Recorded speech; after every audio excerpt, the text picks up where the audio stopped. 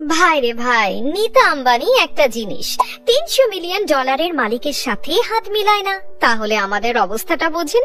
আর ওদিকে রণবীর সিং এর ধুরন্ধরকে নিয়ে পাকিস্তানে চলছে সিরিয়াস ট্রোলিং। ব্যাপারটা আসলে কি হতে পারে, চলুন শুরু করা যাক আজকের গল্প আর গসিপ। আর নীতা আম্বানি আবারও দেখিয়ে দিল হু ইজ দ্য বস। এই না হলে সুপার কোটিপতির বউ।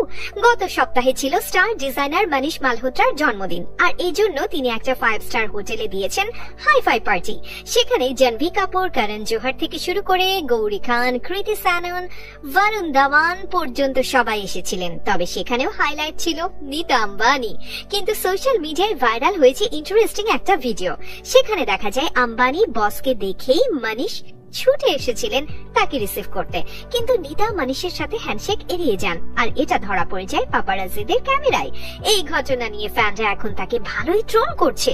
অনেকেই তাকে বলছে অহংকারী, আবার কেউ কেউ বলছে কোভিড এর পর থেকেই তার এই এক্সট্রা স্যানিটাইজেশনের অভ্যাস। আসলে কথা হচ্ছে নীতা আম্বানির ওসিডি আছে, এটা হচ্ছে অবসেসিভ কম্পালসিভ ডিসঅর্ডার। সোজা বাংলায় যাকে বলা যায় তার সূচিবাই আছে। তার নিজের লাইফস্টাইলের সাথে যায় না এমন কিছু দেখলেই তার মাথা গরম হয়ে যায়। তিনি নিজে যেই পানিটা খান সেটা কোনো সাধারণ পানির বোতল নয়, এটা পৃথিবীর সবচেয়ে দামি ঝর্ণার পানি, যার এক একটা বোতলের দামই প্রায় 50 লাখ টাকা। এর বোতলটা 24 ক্যারেট সোনায় মোড়া। ডিজাইনার আবার ইটালিয়ান ফার্নান্ডো আলতামিরানো। এই পানিটাও ফ্রান্স আর ফিজির স্প্রিং ওয়াটারের মিশ্রণ, যাতে আইসল্যান্ডের গ্লেজিয়ার বা হিমবাহের ঠান্ডা পানি মেশানো। এতে আবার যোগ করা হয়েছে 5 গ্রাম সোনার কণা, যা পানিকে অ্যালকালাইন করে। ফলে এটা নিয়মিত খেলে ত্বক উজ্জ্বল হয়, বয়সের ছাপ চলে যায়। জানা গেছে করোনার পর থেকে নীতা আম্বানি খাওয়ার পাশাপাশি তার হাতও এই পানি দিয়েই ধুয়ে থাকেন। এখন এই কোটি টাকার হাত তো আর যাত্রার সাথে মেলানো যায় না। অবশ্য নীতা আম্বানির জন্য এই এক্সট্রা ভাব মারাটা নতুন কিছু নয়। এর আগে একটা চ্যারিটি ইভেন্টে সাধারণ লোকেরা তার দিকে হাত বাড়ালে নীতা আগে হাত স্যানিটাইজ করে নেন, তারপর হ্যান্ডশেক করেন। এরপর মুম্বাই ইন্ডিয়ান্সের মালিক হিসেবে খেলোয়াড় জসপ্রীত বুমরার সাথে হ্যান্ডশেকের আগেও তিনি তার হাতে স্যানিটাইজার লাগিয়ে নিয়েছিলেন।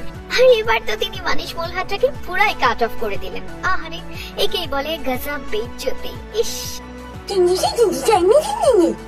আর ওদিকে রণবীর সিং এর ধুরন্ধর অলরেডি সুপারহিট হয়ে গেছে। এই সিনেমার পুরো প্লটই গড়ে উঠেছে পাকিস্তানকে নিয়ে।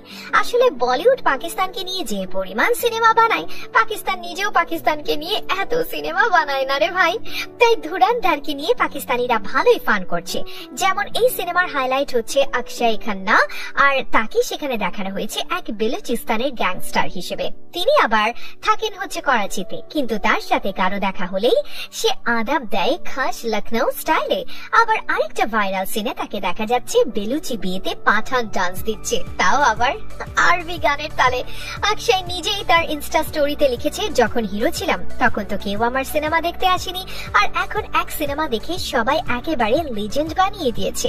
এদিকে পুরো সিনেমায় রণবীরকে দেখা গেছে হাফ স্লিভ কাবলি পরে মারামারি করছে, আর এটা দেখে করাচি আর লাহোরের পাবলিক বলছে, ভাইজান এমন হাতা কাটা সালোয়ার কামিজ পরে ঘুরে বেড়াই না আমরা।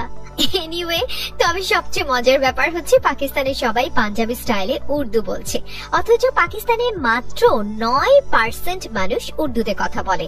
আসলে বলিউড মুভিতে পাকিস্তানিদের দেখাবার একটা ফর্মুলা আছে, যেমন তারা সবাই সবসময় আফগানি সালোয়ার কামিজ পরে ঘুরে বেড়ায়, চোখে থাকবে সুরমা, আর দমে দমে জি জনাব বা মাশাল্লাহ তো বলবেই।